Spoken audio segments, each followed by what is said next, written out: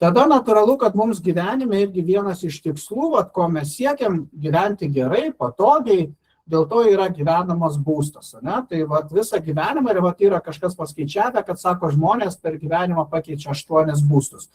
Tai viskas gerai, jeigu tu viską tą darai iš savo pinigų, bet šiais laikais dažniausiai mes tą darom iš kreditų.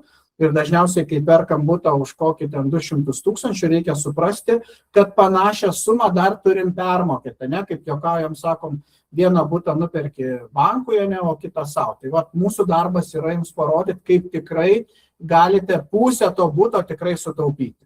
Ir žinoma, neišvengiamai puikiai suprantam, kad kažkada būsim jau seniukai ir norėsim gyventi laisvai, keliauti aplink pasaulį galbūt. Tai čia šitoj vietoje ir yra ta kategorija žmonių, kurie šiandien galbūt žiūri kažkokį serialą, o kiti žmonės domisi, ką turėčiau gyvenime padaryti, kad tikrai išėjęs į pensiją gaučiau panašią, kaip jūsų alga, galbūt 2-3 tūkstančiai, gal 5 tūkstančiai. Tai yra kaip kiti žmonės gyvena finansiškai laisvai, o ne tik iš tos varganos sodros pensijos, kuri šiandien yra apie 600-700 eurų.